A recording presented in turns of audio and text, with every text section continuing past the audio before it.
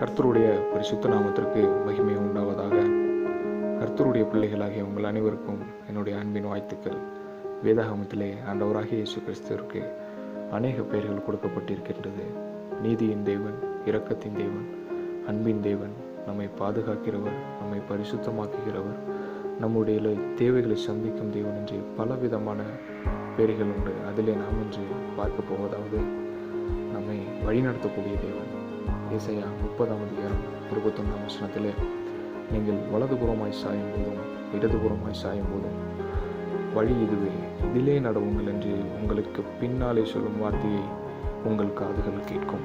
பிரியமானவர்களே, உங்களுடைய வாழ்க்கையில் நீங்கள் பிறந்தது முதல் இந்நாள் வரையிலே நீங்கள் பலருடைய பலவிதமான ஆலோசனைகளால் வழிநடத்தப்பட்டிருப்பீர்கள்.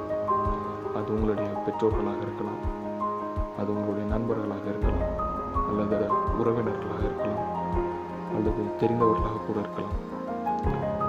நீங்கள் அவர்கள் கொடுத்த ஆலோசனையின்படி நீங்கள் செய்யும்போது அந்த காரியங்கள் சில வேளை நன்றாக முடிந்திருக்கலாம், அல்லது சில வேளை அது தவறாக கூட முடிந்திருக்கலாம். ஆனால் நாம் தேவனுடைய பிள்ளைகள் ஏன் தேவனிடத்தில் கேட்பதில்லை? அவருடைய வார்த்தைகளுக்கு முதலிடம் கொடுப்பதில்லை. நாம் நமக்கு தேவையான முடிவுகளை நாம் எடுத்துக்கொள்கிறோம், அல்லது நமக்கு தெரிந்தவர்களிடத்தில் கேட்கிறோம். ஆனால் ஏன் ஆண்டவரிடத்தில் கேட்பதில்லை? இருப்பினும் ஆண்டவருடைய வார்த்தை இங்கே சொல்கிறது, நீங்கள் வலதுபுறமாய் சாயும் போதும் இடதுபுறமாய் சாயும் போதும்.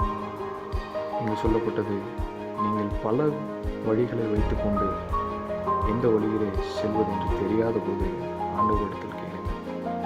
வழி இதுவே, இதிலே நடவுங்கள் என்று சொல்லும் கர்த்தருடைய வார்த்தை உங்களுக்கு உண்டாகும். சங்கீதம் 37:5 சொல்லப்பட்டது போல, உன் வழியை கர்த்தருக்கு ஒப்புவித்து அவரிலே நம்பிக்கையார், அவரே காரியத்தை வைக்க பண்ணுவார். முதலில் உங்களுடைய வழிகளை ஆண்டவரிடத்தில் ஒப்புக்கொடுங்கள். அவரே வழிகளை செவ்வாய் பண்ணி உங்களுடைய காரியத்தை வைக்க செய்வார்.